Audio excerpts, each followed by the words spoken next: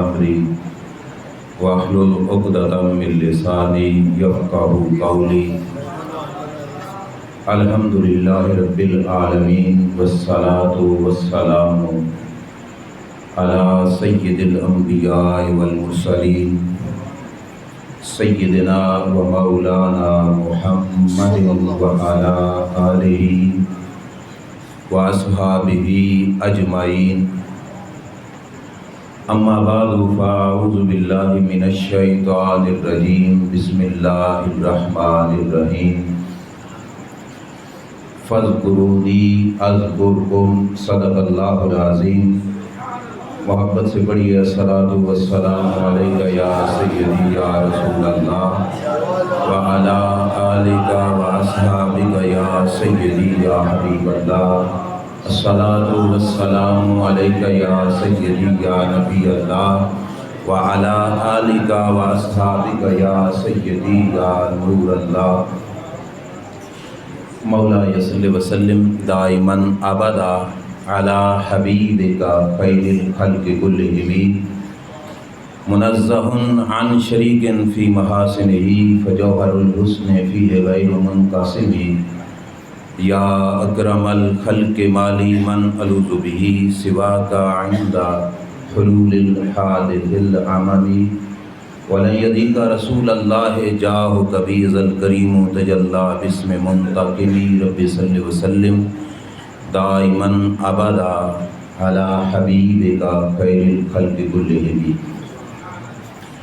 اللہ کریم جل شانہ کی حمد و ثنا اور حضور سید المرسلین خاتم النبیین امام الانبیاء حضرت محمد مصطفیٰ احمد مجتبیٰ صلی اللہ تعالی علیہ وآلہ وبارک وسلم کے دربار گہربار میں ہدیہ درود و سلام بصد ادب و احترام عرض کرنے کے بعد مقتدر واجب الاحترام علماء اکرام دیگر حاضرین و سامعین السلام علیکم ورحمۃ اللہ وبرکاتہ۔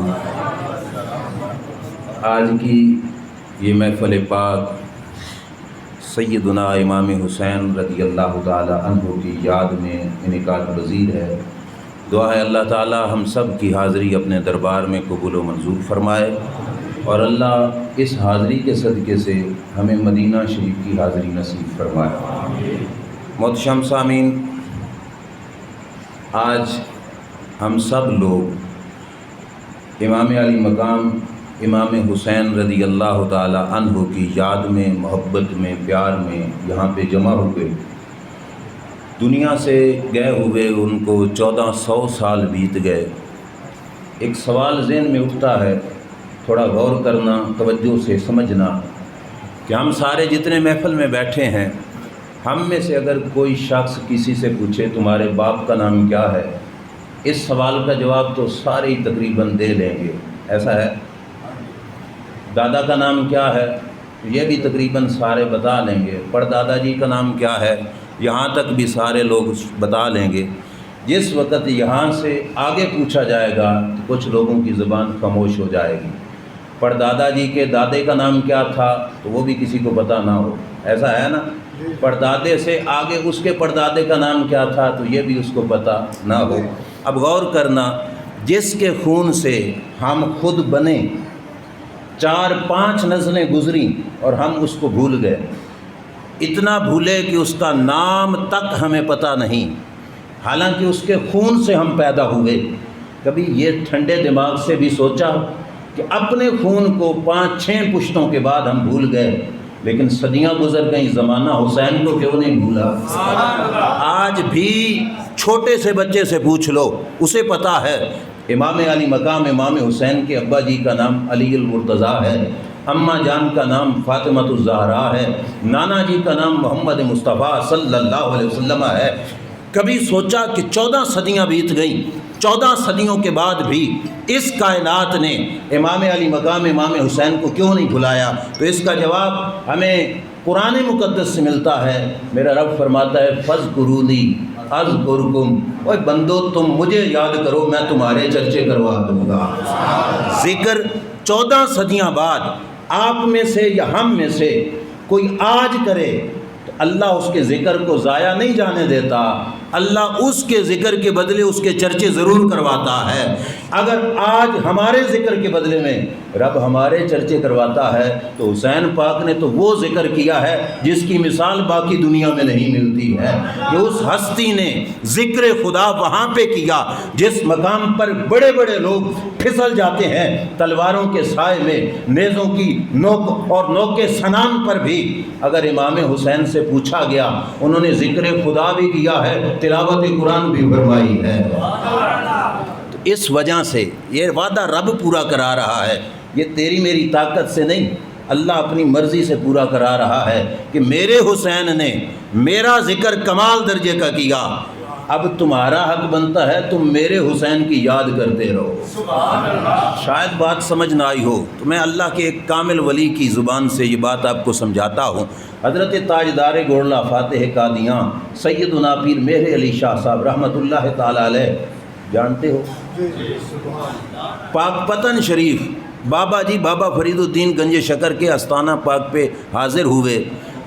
جن حضرات کو حاضری کی سعادت نصیب ہوئی ہوگی ان کو پتہ ہے، وہاں پہ ایک نعرہ لگتا ہے، حق فرید، لگتا ہے نا، حق فرید، یہ نعرہ لگ رہا تھا۔ پیر مہر علی شاہ صاحب تشریف فرما تھے، ایک ملا پیر صاحب کے پاس آ گیا اور آ کے کہنے لگا، مولوی صاحب یہ دیکھو یہ لوگ کلمہ خدا کا پڑھتے ہیں، کلمہ رسول اللہ کا پڑھتے ہیں، اور یہاں پہ یہ ذکر فرید فرید کیے جا رہے ہیں، اللہ کا نام نہیں لے رہے۔ تاجدار گولڑا رحمۃ اللہ تعالی علیہ نے پہلے تو فرمایا کہ یار میں بھی یہی کچھ سوچ رہا ہوں، ان کو پتہ نہیں کیا ہو گیا، یہ اللہ کا ذکر کیوں نہیں کر رہے۔ یہ بات اس نے سنی تو اس نے سمجھا شاید میری کمپنی کا کوئی بندہ ہے، وہ تھوڑا چاڑا ہو گیا، بڑی بڑی باتیں کرنے لگا۔ جس وقت اس نے بہت ہی باتیں کر لی نا تو تاجدار گولڑا رحمۃ اللہ تعالی علیہ نے فرمایا، اور بولے شخص، یہ فرید کا ذکر اور فرید کا نعرہ تو اللہ کے قرآن میں لکھا ہے۔ اب اس نے کہا کہ یہ ڈنڈی مار رہا ہے، شاید کہاں پہ لکھا ہے قرآن مقدس میں؟ اور آگے ہستی جو بیٹھی تھی وہ تاجدار گولڑا رحمۃ اللہ تعالی علیہ کی تھی، انہوں نے فرمایا، بیٹا دیکھ، اللہ فرماتا ہے فَاذْكُرُونِي أَذْكُرْكُمْ، تم مجھے یاد کرو میں تمہیں یاد کروں گا۔ ساری زندگی بابا فرید کی گزر گئی یا کریم پڑھتے ہوئے، آج دنیا سے پردہ کر گئے تو رب نے تو تسبیح پکڑ کے کوئی یا فرید تو نہیں نہ پڑھنی، اللہ نے وعدہ پورا کرنا ہے، یہ یا کریم پڑھتے گئے، رب قیامت تک بندوں کی زبان سے فرید فرید کراتا رہے گا۔ اب ایک پلڑے میں رکھو فرید الدین کا ذکر، جو ذکر انہوں نے رب کا کیا، اور ایک پلڑے میں رکھو پاک حسین کا ذکر۔ فرید الدین بابا فرید جیسے کروڑوں بھی ہوں تو امام حسین کے قدموں کی خاک کی برابری بھی نہیں کر سکتے۔ اگر فرید کرے ذکر رب کا، رب اسے بدلے عطا فرماتا ہے، اور ذکر رب کا حسین کرے تو رب کتنے اعلیٰ برتبے عطا فرما رہا ہو۔ بابے فرید نے ذکر کیا تو پاک پتن کسی چٹائی پہ بیٹھ کے کیا ہوگا، کسی مصلے پہ بیٹھ کے کیا ہوگا، زمین پہ بیٹھ کے کیا ہوگا۔ ہزاروں کروڑوں سلام حسین تیری عظمت کو کہ تو نے کبھی ذکر کیا تو مدینے کے تاجدار کے سینے پہ بیٹھ کے کیا، کبھی ذکر خدا کیا تو رب کے محبوب کے کندھوں پہ سواری کر کے کیا، کبھی رب کا ذکر کیا تو اس عظیم مصلے پہ بیٹھ کے، جس مصلے کے سجادہ نشین، مدینہ شریف کے آستانے کے سجادہ نشین حضرت امام حسین رضی اللہ تعالیٰ عنہ بن کر اس مصلے پہ بیٹھ کے کیا۔ اور قربان جاؤں، کبھی ذکر کیا تو کربلا کے ریت کے ٹیلے پہ کیا، اور کبھی ذکر خدا کیا تو نوکے سنام پہ نیزے پہ چڑھ کر کیا۔ جس ہستی نے ذکر خدا کمال درجے کا کیا، رب اپنا وعدہ پورا فرما رہا ہے۔ 14 صدیاں بیت گئی ہیں، رب مخلوق کی زبان سے حسین حسین ہی کرائے جا رہا ہے۔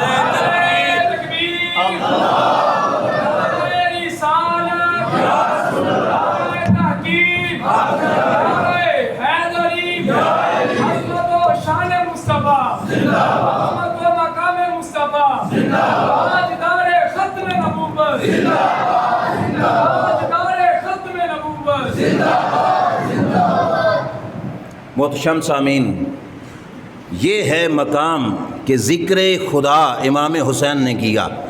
اب میں تھوڑا آپ کے سامنے وضاحت کرتا چلوں، بندہ جتنی شان والا ہوگا اس کے عمل کی بھی رب کے دربار میں اتنی ہی شان ہوگی۔ آپ اس بات کو مانتے ہیں؟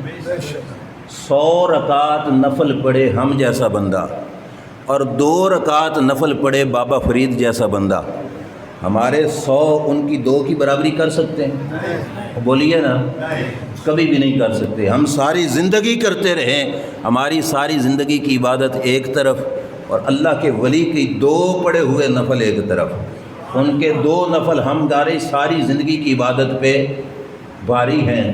اگر ولی کا یہ مقام ہے تو حسین تو وہ ہستی ہیں جو اولاد رسول بھی ہیں، میرے نبی کے صحابی بھی ہیں، اور صحابیت میں بھی اعلیٰ درجہ اس واسطے بھی رکھتے ہیں کہ صحابی ہونے کے ساتھ ساتھ ان کی رگوں میں خون بھی خون رسول ہے صلی اللہ علیہ وسلم، اور ماں بھی بے مثال ملی، بابا جان بھی بے مثال ملے، نانا جان بھی رب نے بے مثال عطا فرمایا۔ اب ذکر حسین کی عظمت سمجھنے کے لیے حسین پاک کی پہلے عظمت کو سمجھنا ہوگا، اور حسین پاک کی عظمت کو سمجھنے کے لیے پہلے اس گھرانے کو دیکھنا ہوگا جس گھرانے میں حسین پلتے رہے۔ ذرا دیکھو تو صحیح، حسین کو وہ ماں ملی جس ماں کے آنے پر رب کے نبی اٹھ کے استقبال فرمایا کرتے تھے۔ ایسا ہے کہ نہیں؟ میرے نبی علیہ الصلوۃ والسلام سیدہ خاتون جنت حضور کے دربار میں حاضر ہوتی، سرکار اٹھتے، سر مبارک کو چومتے بھی تھے، سر مبارک کو سونگھتے بھی تھے۔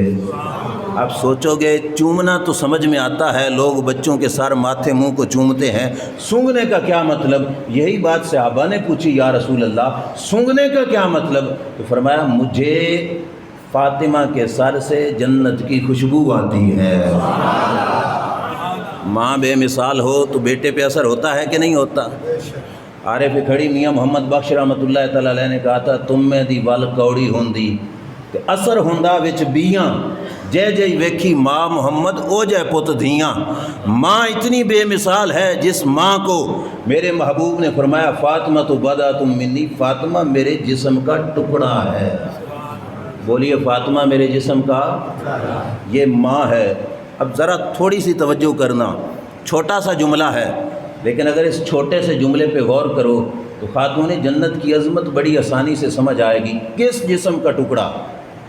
جس جسم کے قدموں سے لگی مٹی، تو میرے رب نے اس مٹی کی قسمیں اٹھائیں۔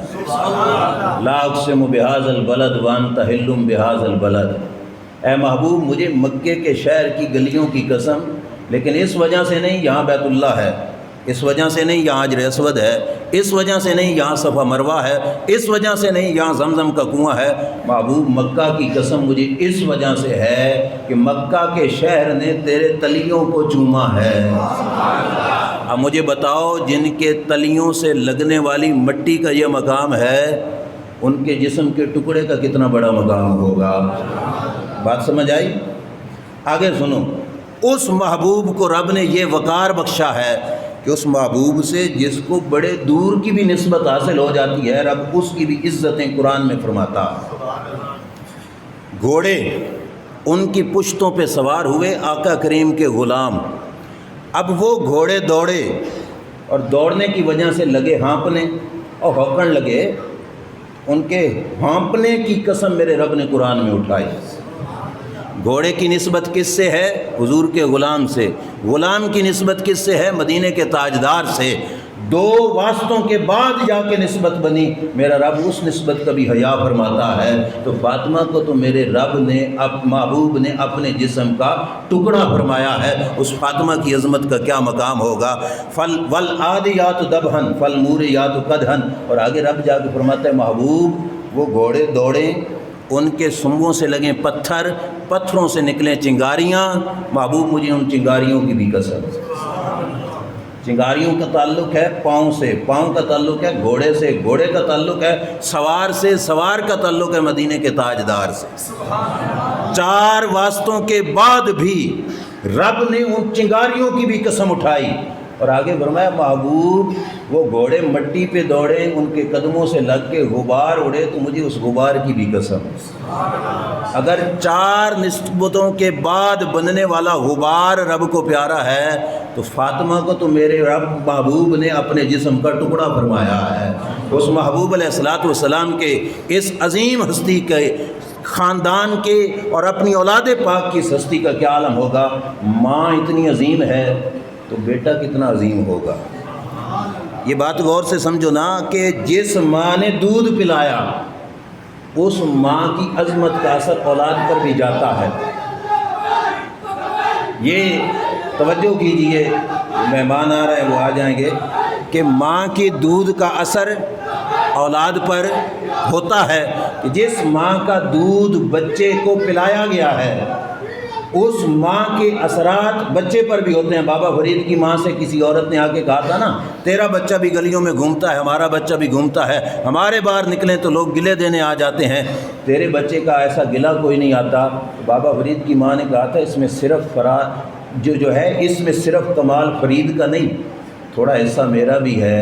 کہا کیوں؟ جب فرید دودھ پیتے تھے میں ان کو ہر دفعہ وضو کر کے دودھ پلایا کرتی، تو ماں اگر وضو کر کے دودھ پلائے تو بیٹا فرید جیسا بنتا ہے، تو جس ماں کو میرے نبی نے اپنے جسم کا ٹکڑا فرمایا ہو اس ماں نے دودھ پلایا ہو تو بیٹے کا عالم کیا ہوگا۔ میں صرف تعارف کرانا چاہتا ہوں امام علی مقام کا، ماں یہ ہے، اور مختصر چل رہا ہوں۔ باپ کون ہے؟ شیر خدا جیسا۔ باپ کون ہے؟ شیر خدا کی عظمت پوچھنی ہو تو کسی بنگی چرسی سے پوچھنے کی ضرورت نہیں۔ بنگی چرسی کو کیا پتہ علی المرتضیٰ کا مقام کیا ہے۔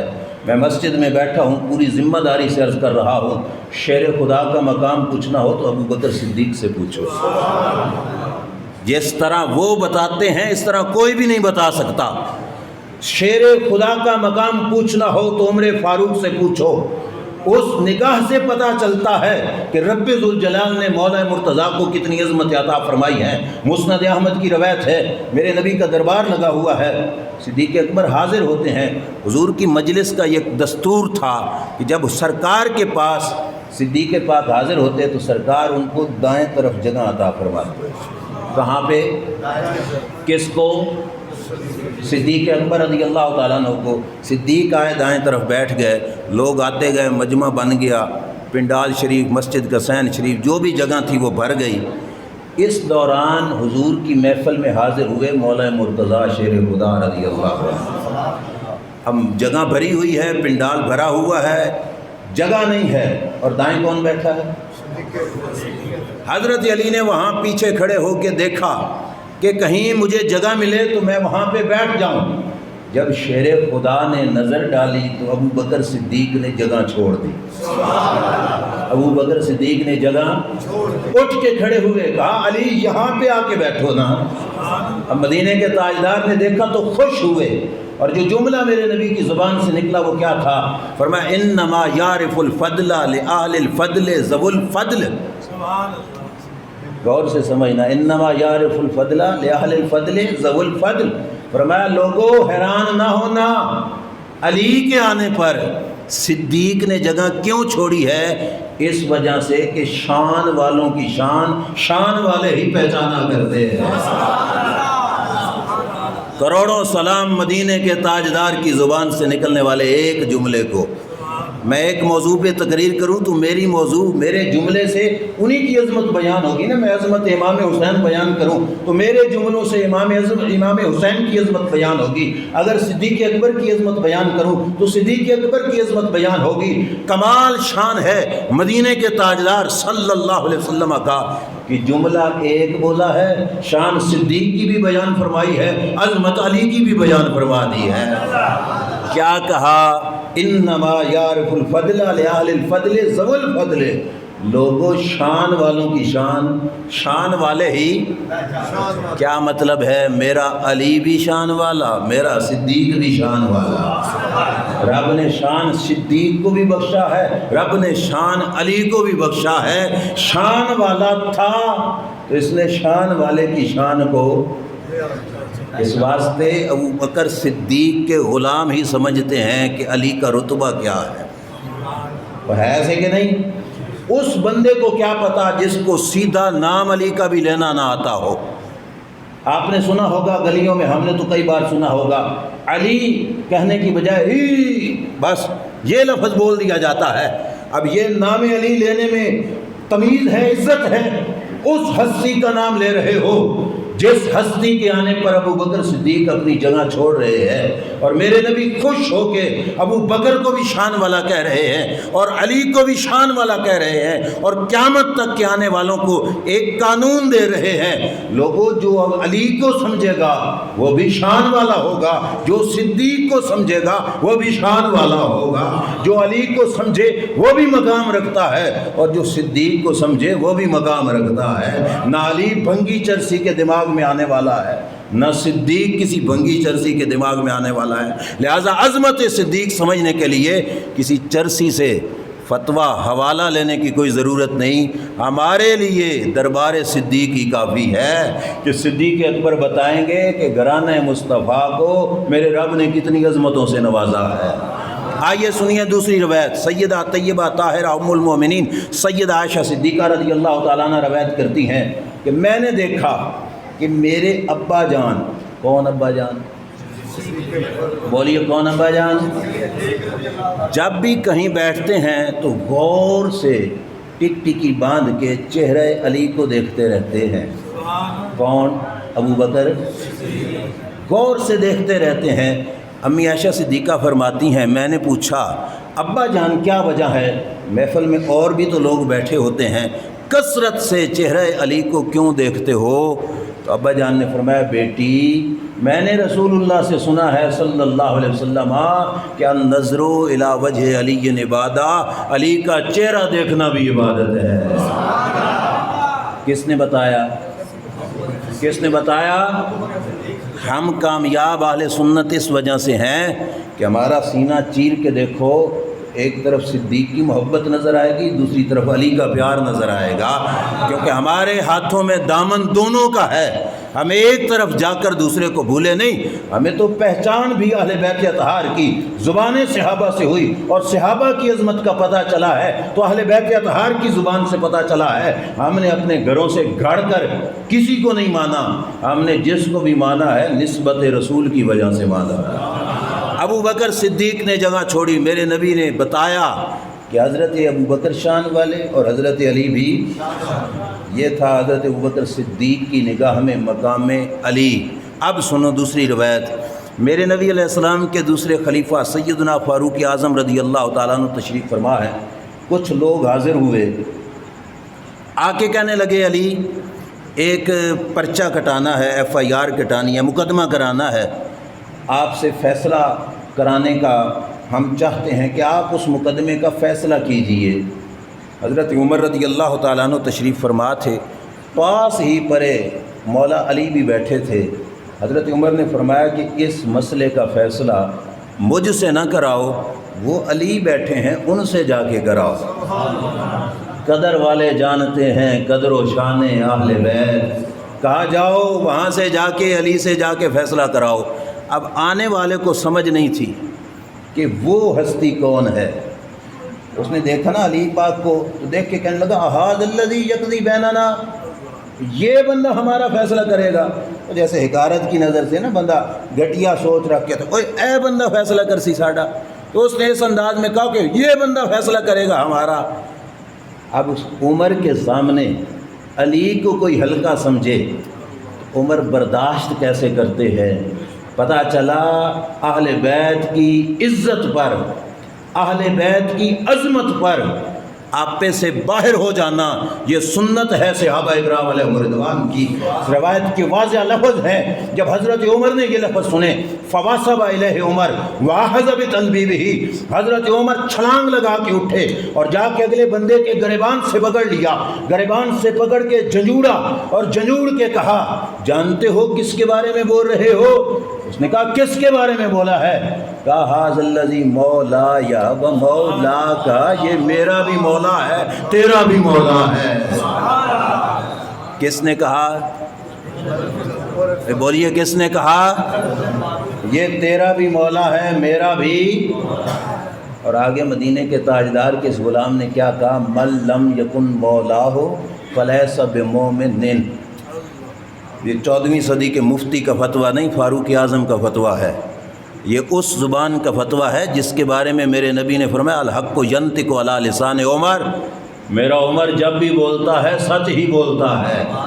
حضرت عمر رضی اللہ تعالیٰ عنہ کیا کہنے لگے؟ فرمایا بل لم یکن مولا ہو فلیس بمؤمن، فرمایا جس کا علی مولا نہیں عمر کے نزدیک وہ مومن ہی نہیں۔ بولیے نا، جس کا علی مولا نہیں عمر کے نزدیک وہ مومن بھی نہیں۔ یہ آج کے لوگوں نے ڈالا یہ کہ دونوں میں جدائی تھی یا لڑائی تھی، غلط بات ہے۔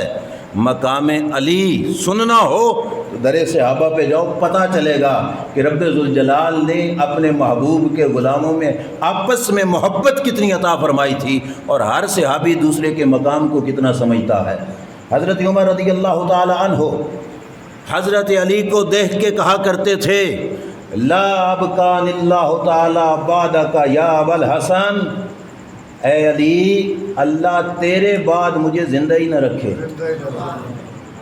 آپ کو سمجھ نہیں آئی شاید بات؟ اے علی اللہ تیرے بعد مجھے زندہ بھی، کیا مطلب کہ ایسا نہ ہو کہ علی چلے جائیں اور عمر زندہ ہو، ایسا نہ ہو کہ علی چلے جائیں اور عمر زندہ ہو۔ یہ حضرت عمر نے بتایا کہ میری زندگی کا سب سے بڑی آئیڈیل کردار ہے تو حضرت عمر فاروق، حضرت علی المرتضیٰ شیر خدا رضی اللہ تعالیٰ عنہ کا ہے کہ حضرت علی کہتے ہیں کہ تیرے بعد اللہ، حضرت عمر کہتے ہیں تیرے بعد اللہ عمر کو باقی بھی نہ رکھے۔ اور حضرت عمر یہ بھی فرمایا کرتے تھے یا اللہ میں اس سرزمین پہ نہیں رہنا چاہتا جس سرزمین پہ میں ہوں علی نہ ہو، عمر ہو اور علی۔ تو پتہ چلا جس سینے میں علی کی محبت نہ ہو وہاں پہ عمر نہیں رہیں گے، جہاں پہ عمر کا پیار نہیں ہوگا وہاں پہ علی نہیں رہیں گے۔ حضرت عمر اور حضرت علی، یہ تو زبان عمر بتا رہی ہے مقام علی کیا ہے۔ ذرا میں تھوڑا سا پینترا بدلوں نا، اب زبان علی سے پوچھو مقام عمر کیا ہے۔ اب بتاؤں دوسرے مسلک کی کتابوں میں موجود ہے، حضرت عمر رضی اللہ تعالیٰ عنہ جس وقت شہید ہو گئے، بعد شہادت کفن کے اندر لپیٹ کے چارپائی پہ رکھ دیا گیا۔ صحابی رسول اور اصحاب رسول جو ہے چارپائی کے ارد گرد موجود ہیں، توجہ کیجئے۔ حضور کے ایک صحابی کہتے ہیں کہ میں چارپائی کے اوپر کھڑا تھا، حضرت عمر کے چہرے کو دیکھ رہا تھا، غور کرنا، اچانک ایک شخص آیا جس نے میرے کندھے پہ یوں کوہنی آ کے ٹیکی اور ٹیک لگا کے عمر کے چہرے کو دیکھا اور دیکھ کے کہا ما احد فی الارض احب الی ان القی اللہ تعالی بصحیفتہ من ھذا الرجل المسجع بین اظہرکم، کہا روئے زمین پر، کس نے کہا؟ ٹیک لگانے والے بندے نے، کہ روئے زمین پر ایک ہی بندہ تھا جس کو فاروق کہا جاتا ہے، کہ جس کا نامہ اعمال لے کے میں رب سے ملنا پسند کرتا تھا، اور آج وہ ہستی دنیا سے پردہ کر گئی۔ صحابی کہتے ہیں میں نے رخ موڑ کے دیکھا تو یہ کہنے والے شیر خدا علی المرتضیٰ تھے۔ پتہ چلا مقام علی دیکھنا ہو تو زبان عمر، اور مقام عمر دیکھنا ہو تو زبان علی سے پوچھو، پتہ چلے گا کہ دونوں کی عظمت کیا ہے، دونوں کا مقام کیا ہے۔ ہمیں تو اہل بیت کی عزت کرنا سکھائی بھی اصحاب رسول صلی اللہ تعالیٰ علیہ وسلم نے ہے کہ صحابہ بتا کے گئے لوگوں عزت اہل بیت کی کرنی ہے تو اس رنگ میں کرنی ہے جیسے ہم کر کے دکھاتے ہیں۔ یہی حضرت عمر رضی اللہ تعالیٰ عنہ تھے، ایران فتح ہوا، ایران کے مال غنیمت میں 1.5 سالہ مال آیا، اور ان میں ایران کے بادشاہ کی شہزادی شہربانو بھی تھیں۔ حضرت عمر نے صحابہ سے مشورہ لیا، صحابہ بتاؤ یہ بادشاہ کی بیٹی ہے، کس کے ساتھ اس کا تعلق جوڑیں تو جچے گی؟ لوگوں نے کہا شہزادی ہے، شہزادے کے ساتھ ہی جچے گی۔ عمر تم بادشاہ ہو، خلیفہ وقت ہو، تمہارا بیٹا شہزادہ بنتا ہے، اپنے بیٹے کو یہ رشتہ دے دو۔ اب جواب سنو حضرت عمر کا کیا ہے، فرمایا عبداللہ بن عمر میرا شہزادہ ہے، حسین میرے نبی کا شہزادہ ہے۔ فرمایا یہ شہزادی عبداللہ بن عمر کو نہیں، میں یہ شہزادی حسین پاک کو تحفے میں بھیجوں گا۔ حضرت شہربانو کا رشتہ ہوا مولا حسین سے، اور دوسرے مسلک کی کتابوں میں موجود ہے، میں پوری ذمہ داری سے عرض کر رہا ہوں، اس نکاح کا مہر بھی حضرت عمر نے اپنی جیب سے ادا فرمایا تھا۔ رشتہ بھی دیا اور مہر بھی کس نے دیا؟ حضرت عمر فاروق رضی اللہ تعالیٰ عنہ نے۔ رب کے کیے ہوئے اس کام میں کروڑوں حکمتیں ہوں گی، جو مجھ ناچیز کو سمجھ آئی وہ کیا ہے کہ رب چاہتا تھا کہ حسین کے گھر میں آنے والی بیوی اور امام زین العابدین کی بننے والی ماں اور قیامت تک کے آنے والے حسینی سیدوں کی بننے والی ماں، یہ تحفہ عمر فاروق کا ہو اور مہر بھی عمر فاروق کی جیب سے آئے، تاکہ قیامت تک کا آنے والا حسین کی نسل سے کوئی عمر کی عظمت پہ انگلی نہ اٹھائے، سارے حیا کریں کہ یہ وہ عمر تھا جس نے ہمارے کی گھرانے کی خدمت اتنی فرمائی ہے۔ یہ ہے اصل میں نعرہ تکبیر، نعرہ رسالت، نعرہ تحقیق، نعرہ حیدری۔ صرف یہاں تک نہیں، جس صحابی کی زندگی کو کھولو اس صحابی کی زندگی سے تمہیں عزت اہل بیت کے نمونے نظر آئیں گے۔ حضرت علی کی شادی کا موقع ہے، سیدہ خاتون جنت رضی اللہ تعالیٰ عنہ سے رشتہ طے پا گیا۔ میرے نبی نے پوچھا علی گھر میں کچھ ہے؟ حضرت علی نے عرض کیا آقا، بولی آقا علی کے گھر میں ظاہری طور پہ کچھ نہیں تھا، ورنہ جہان کو نعمتیں ملتی بھی اس گھرانے کے صدقے سے ہے۔ آقا کچھ نہیں۔ میرے نبی نے یہ نہیں فرمایا چلو پھر رشتہ ٹوٹ گیا، نہیں، سرکار نے نہ نہیں کی، زمانے والوں کو بتایا کہ ہم رشتے جائیدادیں مال اور دولت دیکھ کے نہیں، کردار دیکھ کے عطا فرماتے ہیں۔ سرکار نے نہ نہیں کی، فرمایا گارج کچھ تو ہوگا۔ عرض کیا ایک گھوڑا ہے، ایک زرہ ہے، لوہے کا قمیض جو پہن کے میں جہاد کرتا ہوں۔ فرمایا گھوڑے کی زیادہ ضرورت ہے، زرہ جاؤ بیچ کے آؤ، اور زرہ کے جو پیسے ملیں ان پیسوں سے اپنا نکاح کا جو ہے سامان خرید کر رشتہ کر لینا۔ حضرت علی زرہ اٹھا کے گئے، دوسرے مسلک کی کتابوں میں موجود ہے۔ حضرت علی کو زرہ بیچنے کی ضرورت تھی تو گاہک کون ملا؟ عثمان غنی رضی اللہ تعالیٰ عنہ جیسا۔ آپ بھی اسی جہان میں رہتے ہو، آپ کو اچھی طرح پتہ ہوگا، کوئی مجبور شخص مجبوری کی حالت میں کوئی چیز بیچنے لگے، 30,000 کی ہو تو ہم ریٹ کیا لگاتے ہیں بھائی؟ 12,000، 10,000، 5,000 گھٹ کر کے لگاتے ہیں۔ کیوں؟ پتہ ہوتا ہے مجبور ہے، اس نے بیچنی ہے، اس کا گزارا ہی تب ہونا ہے۔ یہ بیچنے کے لیے گئے تھے، حضرت عثمان نے ریٹ مجبوری والا نہیں، حضرت علی کی مرضی والا لگایا۔ میں علی بتاؤ کس ریٹ پہ بیچنی ہے؟ جو ریٹ حضرت علی نے بتایا۔ حضرت عثمان نے پیسے حضرت علی کو پیش کیے، حضرت علی نے پیسے لیے، زرہ حضرت عثمان کو دی۔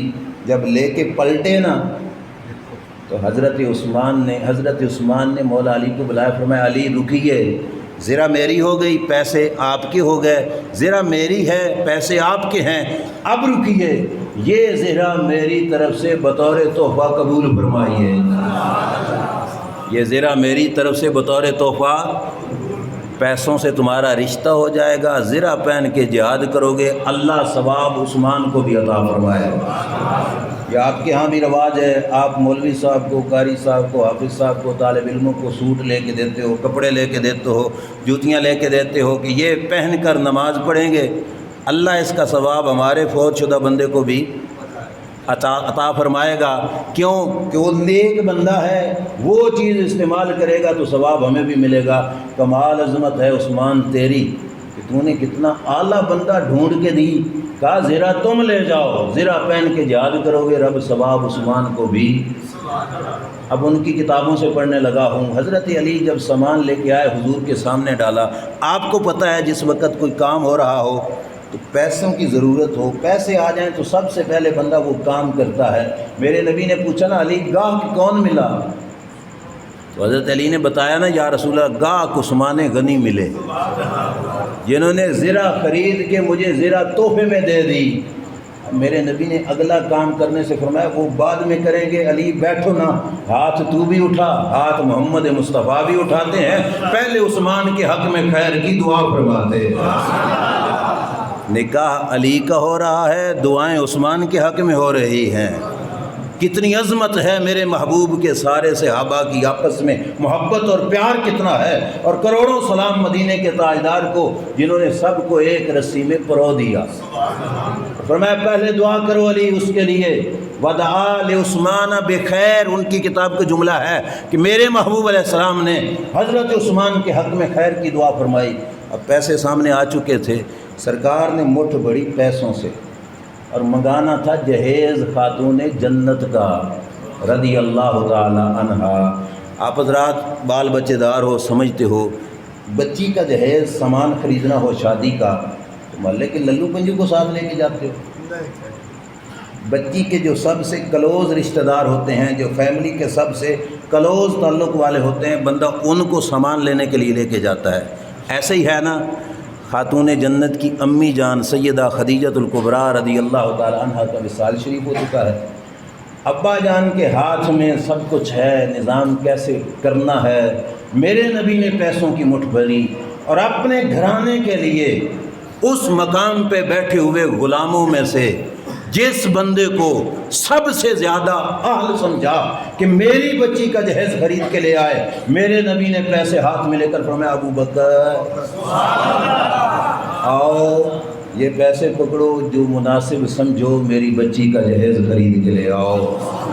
شادی حسین کی خرچہ عمر کے گھر سے، شادی علی کی خرچہ عثمان کے گھر سے، سمجھ آ رہی ہے؟ اور کیا کیا، خدمتیں یہ کر رہے ہیں، نوکریاں یہ سر انجام دے رہے ہیں۔ حضرت ابو بکر سامان خرید کے لے آئے۔ اب دیکھو تینوں حضرات آ گئے کہ نہیں آ گئے؟ عمر بھی آئے، عثمان بھی آ گئے، صدیق پاک بھی رشتوں میں آ گئے۔ رب یہی چاہتا تھا کہ اولاد میں آنے والا کوئی بھی ان تینوں پہ زبان، اور بولیے ان تینوں پہ زبان نہ کھولے۔ اور یہ بات پکی ٹھکی ہے کہ جس رگ میں علی کا خون ہوگا نا، اس کی زبان اور آنکھ میں صدیق کا حیا ضرور ہوگا، پکی بات ہے۔ حضرت امام حسین رضی اللہ تعالیٰ عنہ ہوں یا آپ کی نسل اقدس کے قیامت تک آنے والے لوگ ہوں، ان کی عظمت کی خبر ہمیں، اہل بیت اطہار کی کمال کی خبر ہمیں اصحاب رسول صلی اللہ علیہ وسلم نے عطا فرمائی ہے۔ بہرحال میں بات دور لے کے چلا گیا۔ ماں وہ ہے، باپ کس جیسا؟ علی جیسا، تے نانا وہ جس کی مثال کائنات میں کوئی نہیں ملتی۔ سارے نبیوں کی لسٹ میں جس کی مثال ہے، رب نے نانا وہ عطا فرمایا۔ اب صرف دو باتیں عرض کروں گا، زیادہ تفصیل میں نہیں جاؤں گا، آپ تھوڑی توجہ کیجئے۔ حسین پاک پیدا ہوئے، میرے نبی علیہ السلام تشریف لے کے گئے۔ حسین پاک کو گھٹی کس نے دی؟ اور بولیے گھٹی کس نے دی؟ میں مسئلہ بھی سمجھاؤں گا اور مولا حسین کی عظمت بھی سمجھاؤں گا۔ بولیے گھٹی کس نے دی؟ اپنا لعاب دہن، منہ مبارک کا تھوک مبارک حسین پاک کے منہ مبارک میں کس نے ڈالا؟ اس منہ کے پانی کی عظمت کیا ہے پہلے یہ سنیے، غور کرنا۔ منہ مبارک کے لعاب دہن کی عظمت کیا ہے یہ سنو۔ مسئلہ ہے شریعت کا۔ آب زمزم کی عظمت جانتے ہو؟ اور پیتے رہتے ہو نا؟ بیٹھ کے پیتے ہو یا کھڑے ہو کے؟ آب زمزم بیٹھ کے پیتے ہو کہ کھڑے ہو کے؟ یہ آب زمزم کی تعظیم ہے، ایسے ہے نا؟ اور اس کے پینے سے پہلے جو دعا مانگو رب قبول فرماتا ہے۔ شان والا ہے آب زمزم کے نہیں؟ زمزم کا پانی عظمت والا ہے؟ میں پوری ذمہ داری سے بیان کر رہا ہوں، علماء کا فتویٰ ہے آب زمزم ایک طرف، جس پانی سے وضو کرتے ہوئے مدینے کے تاجدار نے قدم دھوئے، میرے نبی کے قدموں کا پانی آب زمزم پہ فضیلت رکھتا ہے۔ بات سمجھ آئی؟ قدموں کا پانی آب زمزم سے ایک درجہ فضیلت کس کو حاصل ہو گئی؟ قدموں کے، سنتے جانا۔ آگے علماء فرماتے ہیں کہ جس پانی سے میرے نبی علیہ السلام نے اپنے ان ہاتھ مبارکوں کو دھویا، یہ ہاتھ مبارک کا پانی پاؤں مبارک والے پانی سے بھی فضیلت رکھتا ہے۔ زمزم کے پانی پہ اس کو ڈبل فضیلت حاصل ہو گئی۔ بولتے جاؤ نا، ڈبل فضیلت حاصل ہو گئی۔ کس کو؟ آگے سنو، علماء فرماتے ہیں جس پانی سے اللہ کے نبی نے چہرہ اطہر دھویا، یہ پانی ہاتھوں والے پانی پہ بھی فضیلت رکھتا ہے۔ یہ پانی ہاتھوں والے پانی پہ بھی فضیلت رکھتا ہے۔ آب زمزم سے کتنی فضیلت ہوگی؟ کتنے درجے؟ اب اگلا حصہ سنو، علماء فرماتے ہیں جس پانی سے اللہ کے نبی نے کلی فرمائی، چلو میں لیا، منہ میں لیا، کلی فرما کے باہر ڈال دیا، فرمایا یہ پانی چہرے والے پانی پر بھی، چہرے والے پانی پر بھی کتنے درجے آب زمزم پہ ہو گئے؟ منہ مبارک کی کلی مبارک والا پانی آب زمزم پہ 4 درجے فضیلت رکھتا ہے، کلی کا پانی۔ اب یہ حصہ میرے استاد محترم حضور اشرف العلماء شیخ الحدیث و تفسیر علامہ محمد اشرف سیالوی رحمۃ اللہ تعالی علیہ بیان فرماتے تھے کہ کلی کا پانی ایک جھٹ کے لیے منہ میں گیا اور پھر بولیے نا، پھر کلی کا پانی اس کی برابری آب زمزم نہیں کر سکتا، تو لعاب دہن تو آیا بھی اندر سے ہے، لعاب دہن تو آیا بھی، اور جس کے کلی کے پانی کی آب زمزم برابری نہیں کر سکتا، اس کے لعاب دہن کی برابری آب زمزم کیسے کر سکتا ہے؟ اب سنو، جس بچے کو آب زمزم کی گھٹی ملے وہ بچہ بڑی شان والا، حسین تیری عظمت کو سلام، تجھے آب زمزم کی نہیں مدینے کے تاجدار نے اپنے لعاب کی گھٹی عطا فرمائی۔ یہ ہے وہ لعاب جو کڑوے کنویں میں جائے تو سارے سنی بیٹھے ہو، عقیدہ ہے نا آپ کا، کڑوے پانی میں جائے تو صرف 4 دیارے میٹھا رہے گا، اور بولیے نا ہمیشہ میٹھا رہے گا۔ وہ پانی جس کنویں میں حضور نے لعاب ڈالا وہ پانی کبھی خشک بھی۔ پھر ان لوگوں کو کیوں سنتے ہو جو کہتے ہیں حسین پیاس کے مارے یزیدیوں کے پاس چلے گئے کہ مجھے پانی دے دو؟ شرم نہیں آتی؟ یہ حسین کی عظمت نہیں، تم میرے نبی کی عظمت پہ ہاتھ ڈال رہے ہو۔ جس نبی نے زبان چسوائی حسین پاک کو، اور جس کنویں میں زبان کا پانی جائے وہ کنواں قیامت تک خشک نہ ہو، حسین کے وجود کی عظمت کو نہیں سمجھا کہ حسین کے وجود میں میرے نبی نے لعاب دہن ڈالا تھا۔ قیامت آ سکتی ہے اور قیامت کی گرمی بھی آ سکتی ہے، حسین کے وجود سے وہ پانی خشک ہو سکتا، پانی خشک ہو سکتا؟ یہ عظمت ہے میرے امام کی، جس زبان نے ایک بار نہیں کئی بار چوسا میرے نبی کے لعاب دہن کو، اس حسین کو میرے رب نے کتنا میٹھا بنا دیا ہوگا، کتنی عظمتیں عطا فرمائی ہوں گی۔ یہ تو ایک جہت صرف عرض کی، اب ذرا دوسرا پہلو لو۔ حسین پاک کی رگوں میں خون کون سا ہے؟ میرے نبی علیہ السلام سرکار فرمایا کرتے تھے ہاذان ابنایا، یہ دونوں میرے بیٹے ہیں، یہ دونوں، اور بول پڑھو یہ دونوں کن کو میرے نبی علیہ السلام نے فرمایا؟ امام حسن اور امام حسین رضی اللہ تعالیٰ عنہ کو فرمایا یہ دونوں۔ کیوں؟ تھوڑی سی توجہ کرنا، میرے نبی کی اولاد پاک میں جو مذکر بچے تھے، بچیاں 4 تو حیات رہی نا، جو بچے تھے وہ پیدا ہوتے کچھ عرصے بعد وفات پا جاتے۔ توجہ ہے سب؟ جب سرکار کا آخری بچہ فوت ہوا نا، کافروں نے کہا کہ محمد تو ابتر ہیں، معاذ اللہ ثم معاذ اللہ۔ ابتر کا معنی ہوتا ہے بے نسلہ، بے، ان کی نسل نہیں رہے گی، مرد اولاد بچی نہیں، محمد صلی اللہ علیہ وسلم کی آگے نسل چالن نہیں پائے گی۔ جب کافروں نے یہ کہا، میرے رب نے جواب دیا، اللہ نے فرمایا انا اعطیناک الکوثر فصل لربک وانحر ان شانئک هو الابتر۔ ابتر عربی میں اس کو کہا جاتا ہے، اس مرد کو کہ جس کی اولاد نہ بچے، بے نسلہ ہو۔ کافروں نے حضور کے لیے یہ لفظ بولا کہ یہ ابتر ہیں، میرے رب نے فرمایا ابتر رہیں گے تو وہ رہیں گے، میرا محبوب ابتر نہیں۔ اللہ ایسی اولاد دے گا کہ قیامت تک اس اولاد کے صدقے سے میرے نبی کے بھی چرچے ہوتے رہیں گے اور اولاد کے بھی چرچے ہوتے رہیں گے۔ اور یہ مطلب نہ بنا لینا کہ اولاد کے صدقے سے، ظاہری بات ہے بچے اپنے والدین کا نام روشن کرتے ہیں، سرکار کی اولاد اتنی عظیم ہے، اور یہ بات تفسیر بیضاوی سے میں عرض کرنے لگا ہوں، میرے رب نے فرمایا محبوب آپ کی اولاد ایسی عظیم ہوگی کہ آپ کا چرچا قیامت تک مٹنے والے مٹیں گے، آپ کی ذات کی عظمت نہیں مٹ پائے گی۔ کیوں؟ میرے آقا صلی اللہ علیہ وسلم کو رب ذوالجلال جل شانہ نے یہی فرمایا اما انت فتبقى ذریتک، اے محبوب تمہاری نسل قیامت تک رہے گی، تمہاری نسل اب غور کرتے جاؤ، ایسے محلے میں چھوڑو، نیٹ کا دور ہے، پوری دنیا کی سرچ کی جا سکتی ہے یہاں پہ بیٹھ کر، ایسے ہے نا، سرچ کر کے دیکھو پوری دنیا میں کوئی ایک بندہ ملے گا جو کہے میں یزید کی نسل سے ہوں؟ بول پڑو یار، ملے گا؟ کوئی ایک بھی نہیں ملے گا کہ میں یزید کی نسل سے ہوں۔ کہاں تک دیکھو، پوری دنیا گھوم لو، کوئی کہے گا کہ میں یزید کی اولاد سے ہوں؟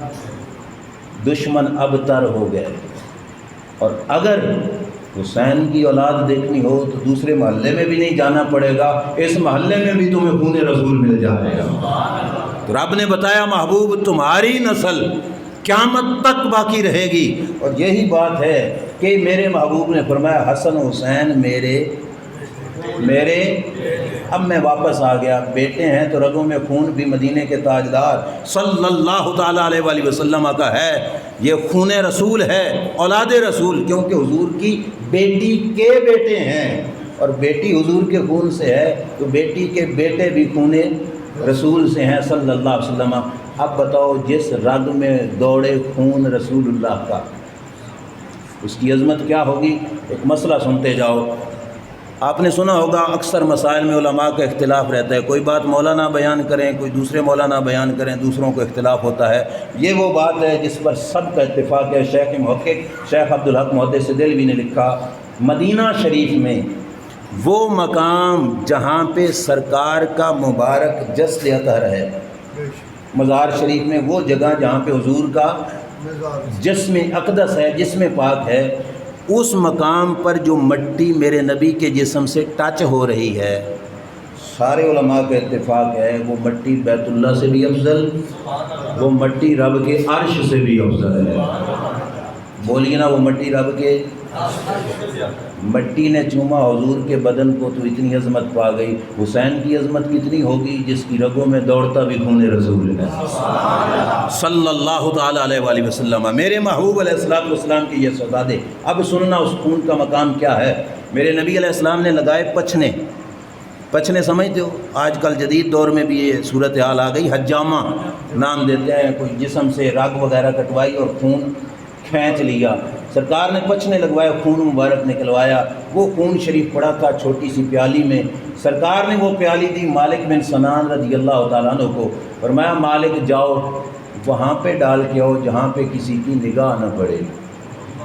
کہاں پہ ڈال کے آؤ؟ جہاں پہ کسی کی نگاہ نہ پڑے۔ حضرت مالک بن سنان لے کے گئے، پرے گئے نا، دل میں آیا یہاں ڈالوں یا وہاں ڈالوں، پھر سوچا یہاں بھی ڈالا تو کسی کی نگاہ پڑے گی، وہاں بھی ڈالا تو کسی کی نگاہ پڑے گی۔ اندر کا مفتی بولا کہ نہ یہاں پہ ڈالو نہ وہاں پہ ڈالو۔ سرکار نے فرمایا نہیں، وہاں پہ ڈالو جہاں پہ کسی کی نگاہ نہ پڑے۔ مالک پی جانا خون رسول کو، حضرت مالک بن سنان پی گئے۔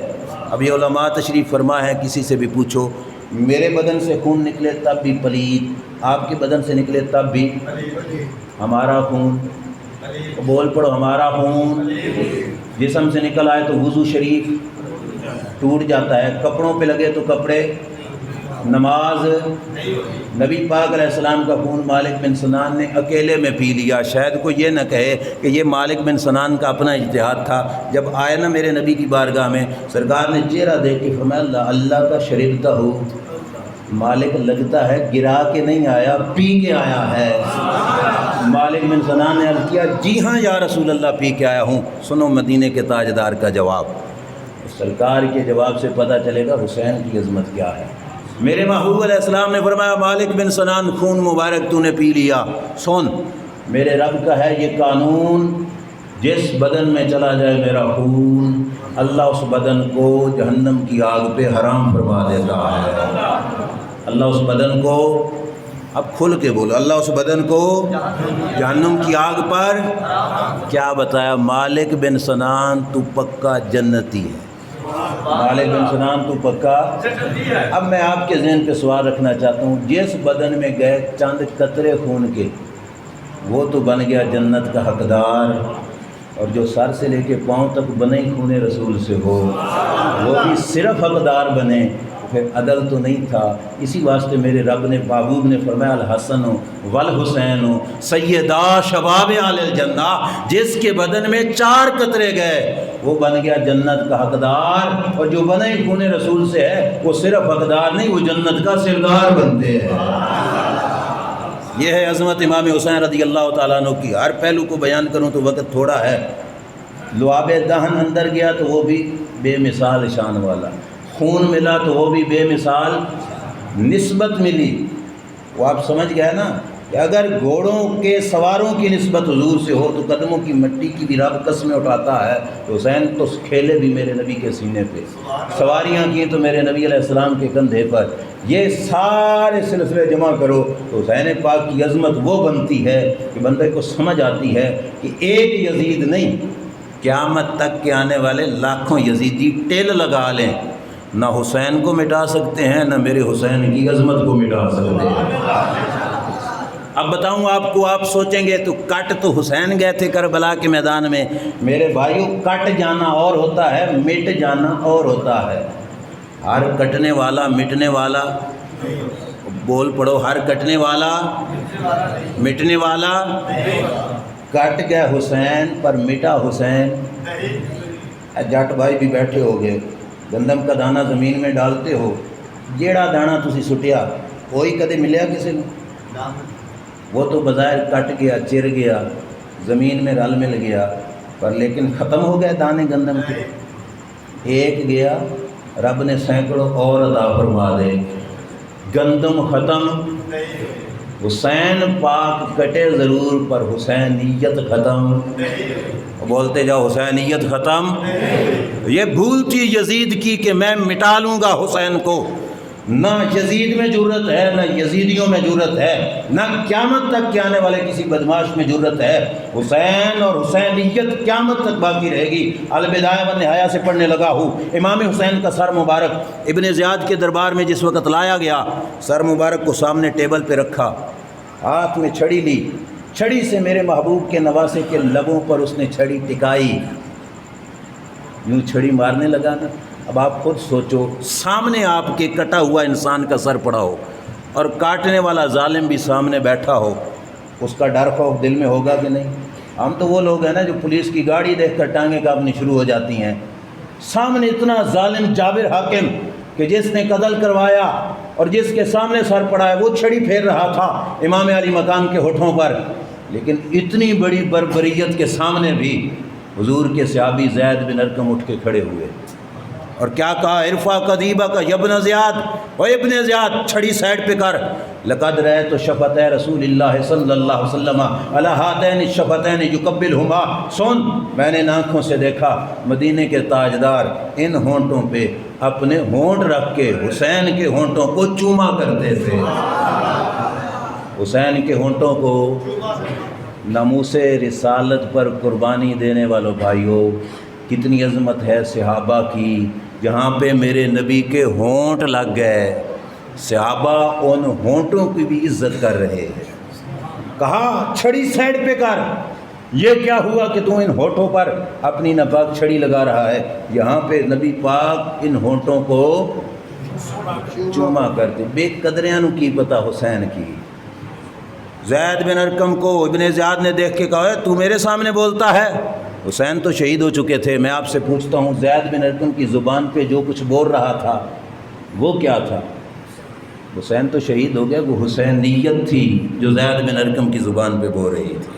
حسینیت زندہ ہے، حسین بھی زندہ ہے، وہ حسینیت وہاں پہ بول پڑی۔ ابن زیاد نے کہا چلو نکالو اس بوڑھے کو میری مجلس سے، باہر نکال دو، اور ساتھ کہا اگر تو بوڑھا نہ ہوتا تو میں تجھے قتل کروا دیتا۔ زید بن ارقم رک گیا، انہوں نے کہا اے شرم نہیں آتی؟ میرے سفید بالوں کا حیا آتا ہے تجھے، اور خون رسول کا تجھے حیا نہیں آیا؟ مجھے اس وجہ سے چھوڑ رہا ہے کہ میں سفید بالوں والا ہوں اور اللہ کے نبی کے نواسے کا حیا نہیں کیا۔ یہ بات کر کے زید بن ارقم کو نکال دیا گیا۔ میں اختصار سے چل رہا ہوں۔ پھر ابن زیاد نے اس مجمع میں بیٹھ کے تقریر شروع کی۔ غور کرنا، ابن زیاد نے تقریر کرتے ہوئے پہلا جملہ جو بولا وہ کیا تھا؟ تمام تعریفیں اس اللہ کی جس رب نے حسین کو شکست دی معاذ اللہ اور ہمیں فتح دی۔ سمجھ نہیں آئی؟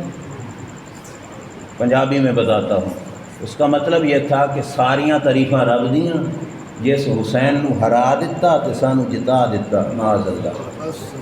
ये समझा कि हुसैन हार गए। अब जब ये जुमला एक ही बोला ना मिंबर पे बैठकर, तो मजमे में मेरे नबी के एक नबीना सहाबी बैठे थे, जिनकी ज़ाहरी आंखें तो कोई नहीं थीं, मगर गैरत दिल में ज़िंदा थी। उठ के खड़े हो गए, कमज़ोर जिस्म, टांगें काँप रही हैं। उठ के कहा, वैहक यब्न ज़ियाद तक़्तुलूना औलाद नबिय्यीन व ततकल्लमूना बिकलाम सिद्दीकीन। ओ इब्ने ज़ियाद, अफसोस तुझ पर, औलाद रसूल को कत्ल करके सच्चों जैसी बैठ के तकरीरें करते हो, तुम्हें शर्म नहीं आती? मैं पूछता हूँ, आँखों से नबीना इब्ने ज़ियाद के सामने डट के बोल रहा था, तो क्या था? जिस्म अब्दुल्ला बिन अफ़ीफ़ अज़दी का था, नबीना सहाबी का नाम इनका अब्दुल्ला बिन अफ़ीफ़ अज़दी था, लेकिन ज़ुबान पे जो कुछ बोल रहा था वो मेरे हुसैन की हुसैनियत बोल रही थी। इब्ने ज़ियाद ने कहा, ये बाबा भी मेरे सामने बोलता है? आँखों से नबीना, पकड़ो इसको, फांसी के फंदे पे लटका के इसको कत्ल कर दो, मरवा दो। गौर करना तवज्जो से, जब हज़रत अब्दुल्ला बिन अफ़ीफ़ अज़दी है नबीना सहाबी को पकड़ के ले गए ना, फांसी के फंदे पे चढ़ाने लगे, ओ इब्ने ज़ियाद के चेलों ने कहा, कोई आखिरी ख्वाहिश हो तो वो बताओ। तो आपने फरमाया, आखिरी ख्वाहिश ये है, मुझे थोड़ा सा टाइम दो, मैं रब के हुजूर सजदा शुक्र तो कर लूँ, मैं अल्लाह के हुजूर सजदा शुक्र तो कर लूँ। फांसी पे लटकाया जाना है और रब का बंदा रब का शुक्र अदा कर रहा है। अब सजदा शुक्र क्यों किया? उलमा फरमाते हैं वजह यह थी कि अब्दुल्ला बिन अफ़ीफ़ अज़दी ज़िंदगी में दुआ करते थे, मौला मुझे शहादत की मौत अता फरमा। क्या दुआ करते थे? मौला। फिर दिल में आता था, अब्दुल्ला बिन अफ़ीफ़ अज़दी हालत वेख ते डिमांड वेख, आँखों से नबीना, भला शहीद कैसे होगा? तू जंग के मैदान में तो जा नहीं सकेगा, तो शहीद कैसे होगा? लेकिन रब की कुदरत पे यकीन रख के रब से दुआएं मांगते थे, मौला शहादत की मौत अता फरमा। आज इब्ने ज़ियाद ने कहा ना, चलो इसको फांसी के फंदे पे लटकाओ, तो सजदे में जाके कहते हैं, बेनियाज है मौला, आँखों से नबीना हूँ, मौत भी शहादत की दी और करम नवाजी ये की कि हुसैन की मोहब्बत में शहादत की मौत अता फरमा। बेनियाज है, जिसको चाहे अपनी राह के लिए चुन लेता है। हज़रत अब्दुल्ला बिन अफ़ीफ़ अज़दी भी कुर्बान हो गए। मेरी बात कहने का मकसद ये है, हुसैन शहीद हुए, हुसैनियत सहाबा की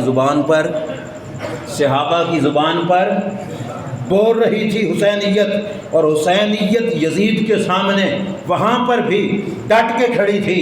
और इमाम अली मकाम के जो है मानने वाले, वो यजीद के काले करतूतों का रद्द कर रहे थे।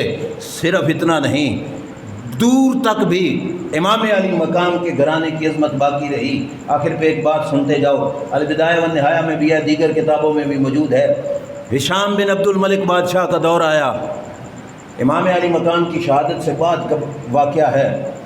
मस्जिद हराम में काबातुल्लाह के तवाफ़ के लिए आया। अब गौर करना, तवाफ़ काबा जिन भाइयों को करने की सआदत नसीब हुई है, मुबारकबाद के मुस्तहिक़ हैं, वो जानते हैं। काबे के तवाफ़ के दौरान एक चक्कर इधर भी लगाया जाता है कि हजर अस्वद का जाके बोसा लिया जाता है। अब काबे का चक्कर लगाते हुए वक़्त का बादशाह हिशाम बिन अब्दुल मलिक मुड़ा काबे के तवाफ़ के दौरान हजर अस्वद का बोसा लेने के लिए। तो जो है सब बोलिए, किधर मुड़ा? हजर अस्वद का। रश इतना था कि वक़्त के बादशाह को राह न मिला कि जाके हजर अस्वद को चूम सके। तवाफ़ कर लिया, दूर से यूँ हाथ खड़े करके, जिसको इस्तिलाम हजर कहा जाता है, चूम लिया। साइड पे ऊंची कुर्सी लगा के बैठ गया। अचानक उस तवाफ़ के हुजूम में एक जवान आया, इमाम हुसैन का खून आया।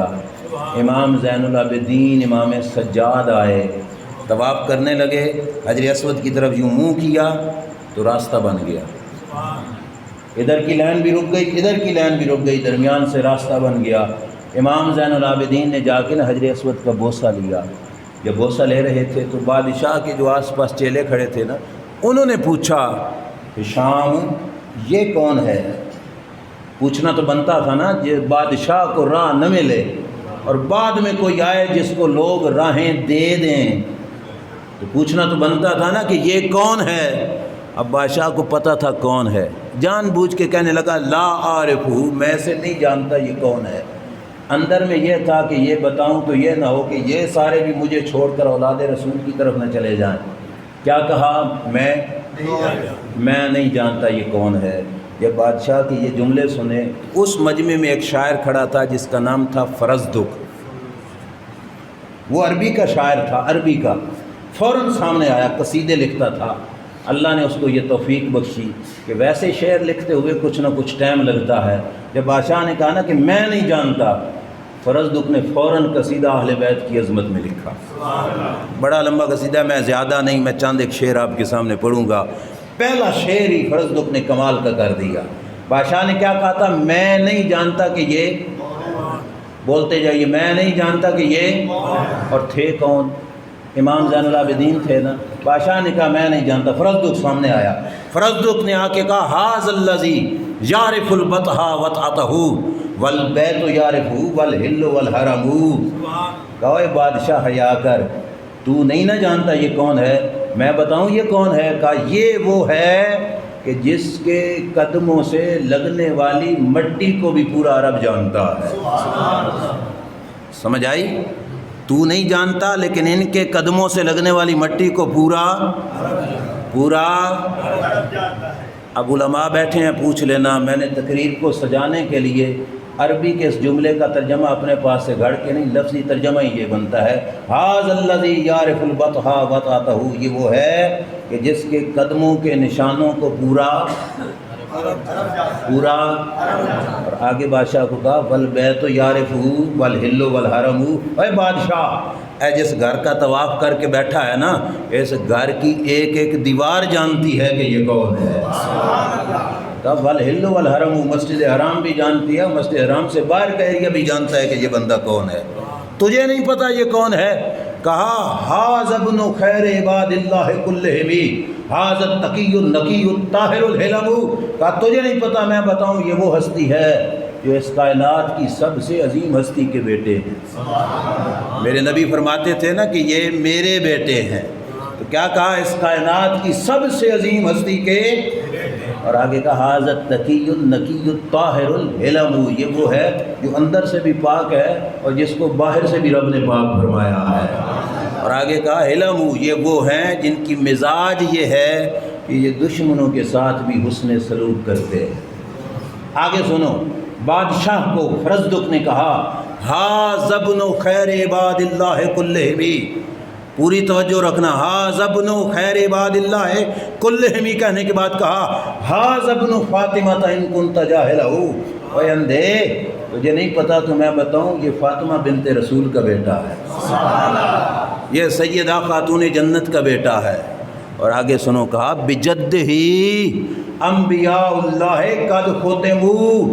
یہ اس گھرانے کا ہے جس گھرانے کے ان کے نانے کے سر پہ رب نے ختم نبوت کا تاج سجایا. 8 ستمبر کو بیٹھنے والوں، یہ جملہ بھی فرزدق کا ضائع جانے والا تو نہیں کہ جس نے بتایا کہ یہ عام گھرانے کا نہیں، یہ خاتم النبیین کا بیٹا، یہ اس گھرانے کا ہے جن کے نانا کو رب نے خاتم النبیین بنایا. اور آگے کہا وَلَيْسَ قَوْلُكَ مَنْ هَذَا بِدَائِرِهِ. تیرا یہ کہنا کہ یہ کون ہے میں نہیں جانتا ان کا نقصان نہیں کرے گا. کیوں؟ کہا کہ العرب یعرفہ والعجم، کہ ان کو عرب بھی جانتا ہے اور عجم بھی جانتا ہے، ساری دنیا جانتی ہے یہ کون ہے. اور آخری شعر میری تقریر کا، قصیدے میں تو اور بھی ہیں، مطلب یہاں پہ جو قصیدہ عرض کرنا ہے اس میں آخری شعر کیا ہے؟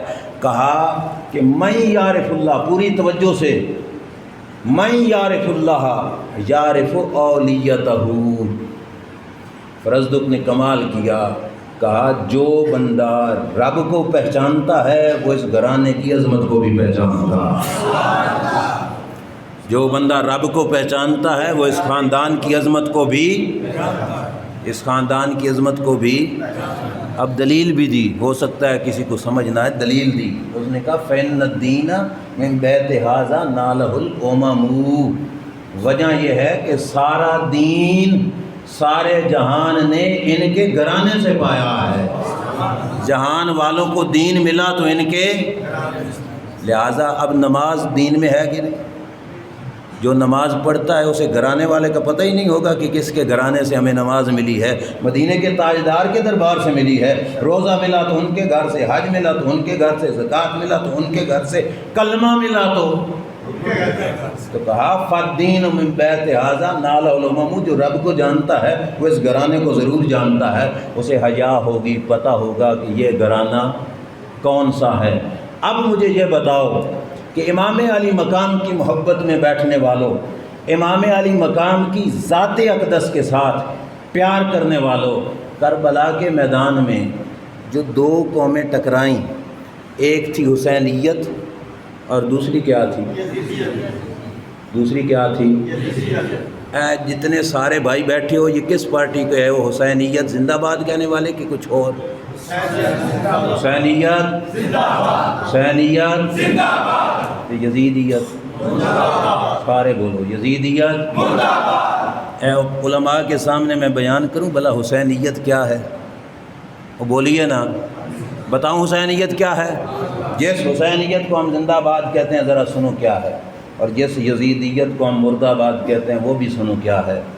پھر اپنے اپنے گریبان میں ہم سب نے جھانکنا ہے کہ حسینیت زندہ باد کا صرف نام لینا تو کافی نہیں، حسینیت کو زندہ کرنا پڑے گا، غلام بن کے خدمت اور نوکری۔ حسینیت کیا ہے؟ سچا ہونا، سچ کے ساتھ رہنا، سچ پہ ڈٹ جانا اور سچ پہ قربان ہو جانا۔ بول پڑو، سچا ہونا، سچ پہ قائم رہنا، سچ پہ ڈٹ جانا اور سچ پہ مر جانا۔ مر جانا اس واسطے نہیں کہا نا کہ وہ زندہ ہیں، قربان ہو جانا۔ یہ سچ پہ یہ کیا ہے؟ تو بولیے یہ کیا ہے؟ 14 صدیاں بعد بھی جو سچ کا حامی ہو، سچ پہ قربان ہو جائے، ہم اسے حسینیت کا چوکیدار سمجھتے ہیں، حسینیت کا چوکیدار سمجھتے ہیں۔ ہمارے لیے سبق یہ ہے کہ ہم سچ کے ساتھ رہیں، سچ پہ ڈٹ جائیں، اور موقع بنے قربانی کا تو سچ پہ۔ یہ کیا ہے؟ اب مقابلے میں یزیدیت بھی سنو، جھوٹا ہونا، جھوٹ پہ اڑ جانا اور جھوٹ پہ ہی مر جانا۔ یہ کیا ہے؟ بولیے۔ اب ہم حسینیت زندہ باد کے نعرے لگانے والے ہیں، اپنے اپنے گریبان میں ہم نے جھانکنا ہے، ہماری زبان دن میں کتنے سچ بولتی ہے اور زبان ہماری دن میں کتنے جھوٹ بولتی ہے۔ اگر درجنوں جھوٹ بول کے ہم کہیں یزیدیت مرد آباد، تو کیا مطلب؟ اسیں آپ بول پڑو، اسیں آپ ہی مرد آباد، یہی مطلب بنے گا نا۔ یہ ایک پہلو ہے حسینیت کا۔ اب سنو دوسرا پہلو، امام حسین کی حسینیت یہ ہے۔ پہلے یزیدیت سن لو پھر میں حسینیت کی طرح۔ امام سیوطی نے لکھا انہو کان یدع الصلوات، کہ یزید کے کالے کرتوتوں میں سے تھا کہ وہ تارک نماز تھا۔ کیا تھا؟ تارک نماز کا مطلب ہے نماز چھڈن والا، نماز تو نماز چھوڑنا کیا ہوا؟ اب 4 بندے صرف بولے ہیں، سارے بولو نماز چھوڑنا، نماز چھوڑنا تے یزیدیت، یزیدیت پھر کی مطلب بنے؟ جڑے جڑے نماز نہیں پڑھتے اساں سارے گھر اسی واسطے اجڑے پے ہیں، ہم اجڑ اسی واسطے گئے کہ ہم نے زبان سے جو کچھ کہا وہ اپنے آپ کو کہتے رہے، کہ ہم نے نام حسین کا لیا اور سائڈ کس کی رکھی ہوئی ہے؟ معذرت کے ساتھ ہاتھ جوڑ کے معافی مانگتے ہوں، سائڈ کس کی رکھی ہوئی ہے؟ اور حسین کی حسینیت کیا ہے؟ کہ تلواریں چل رہی ہوں، نیزے سامنے ہوں، اور بے شک دشمن سر پہ کھڑا ہو، نماز کا سجدہ بھی قضا نہ ہو۔ یہ کیا ہے؟ یہ کیا ہے؟ کہ حسینیت۔ یہ اگر ہم اپنا لیں گے تو پھر انشاءاللہ زندہ باد بھی ہو جائیں گے۔ حسینیت، یزیدیت۔ اب تیسرا پہلو سننا، تیسرا پہلو یہ ہے کہ یزید کے کالے کرتوتوں میں سے تھا کہ اس نے گانے بجانے والی عورتیں پیسوں پہ رکھی ہوئی تھیں، اور پیسے دے کر ان کے گانے باجے ساز باجے سنتا تھا۔ گانے باجے کے پروگرام کرنا کیا ہوا؟ گانے باجے کو پسند کرنا، گانے باجے کے ساتھ رہنا، کہ یزیدیت۔ ٹھیک ہے، اب حسینیت سنو توجہ سے۔ حسینیت کیا ہے؟ یزیدیت تو ہے گانے کے ساتھ رہنا، اور حسینیت یہ ہے کہ سر نیزے پہ لگا ہوا ہو اور زبان قرآن کی تلاوت کر رہی ہو.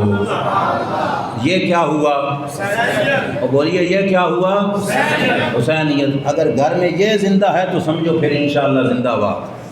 اور اگر یہ ہے کہ ہمارے گھر کی الماریوں میں پڑا ہوا قرآن صرف کسی کے سوئم پہ کھولا جاتا ہے، چالیسویں پہ کھولا جاتا ہے یا رمضان میں کھولا جاتا ہے، تو پھر ہم حسین کے دھڑے کے تو تھوڑے بہتے رہ گئے.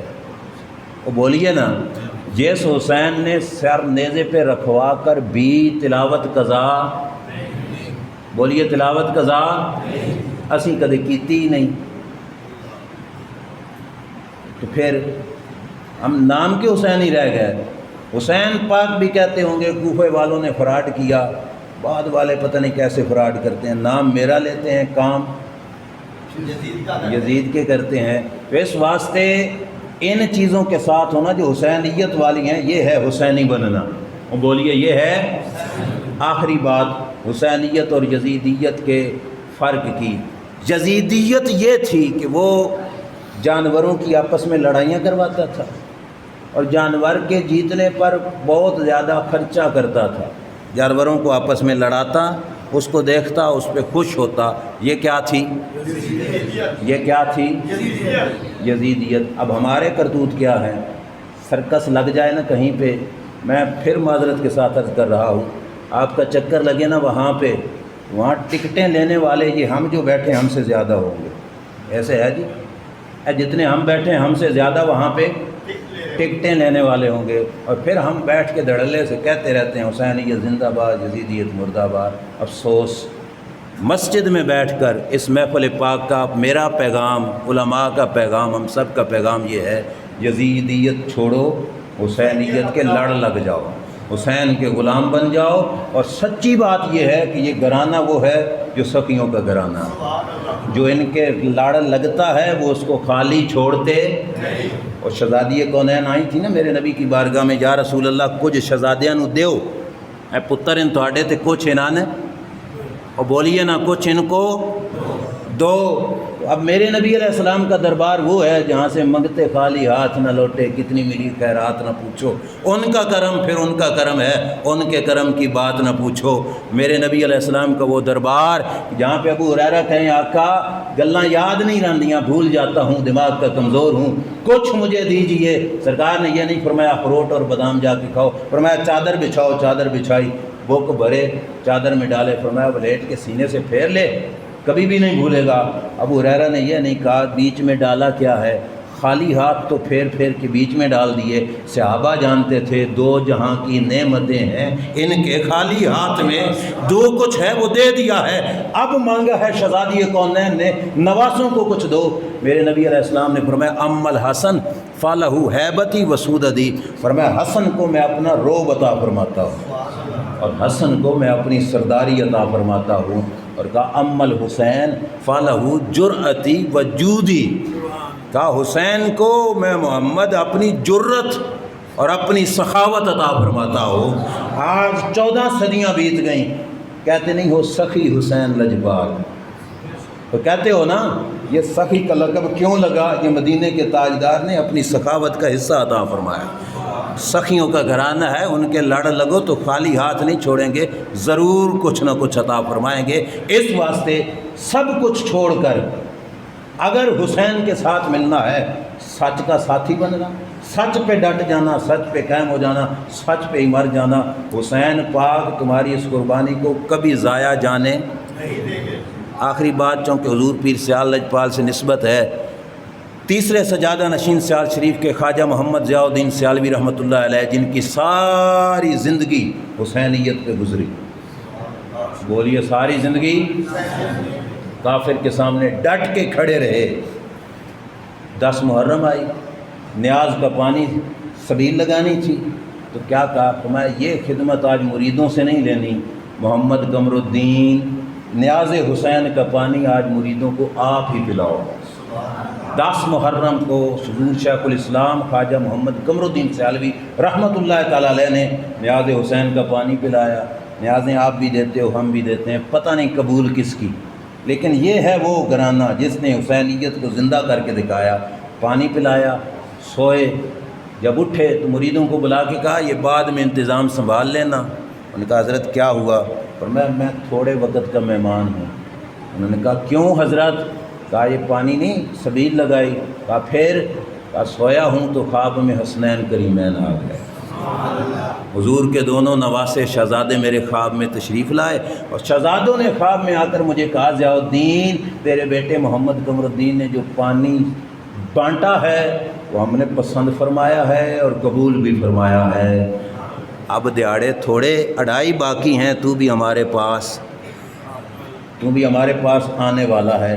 فرمایا میرا ذوق کہتا ہے 2.5 سالوں کی، 2.5 مہینوں کی، 2.5 ہفتوں کی بات نہیں، 2.5 دنوں کی بات ہے، بس 2.5 دنوں کے بعد میں بھی پردہ کرنے والا ہوں۔ 10ویں کا آدھا دن گزرا، 11ویں اور 12ویں کا پورا دن گزرا، اور حضور خواجہ محمد ضیاء الدین دنیا سے پردہ فرما گئے۔ جنہوں نے دل سے کیا ہو شہزادے ان کی نیاز کو لجپال گھرانہ ہے، قبول بھی فرماتے ہیں اور عظمتیں بھی عطا فرماتے ہیں۔ اس محفل پاک میں آ کر میری دعا ہے کہ ہمیں اس گھرانے کی رب ذوالجلال کامل محبت عطا فرمائے، ہم زندہ رہیں تو حسینی، موت آئے تو ہمیں حسینیت پر، اور اللہ کل قیامت کے دن ہمارا حشر کرے تو حسینوں کے پاک کے غلاموں میں ہمارا حشر فرمائے۔ اور یہ محفل پاک جن بھائیوں نے سجائی، اللہ تعالیٰ سب کا آنا مل بیٹھنا اپنے دربار عالی شان میں قبول و منظور فرمائے۔ وآخر دعوانا الحمد للہ رب العالمین۔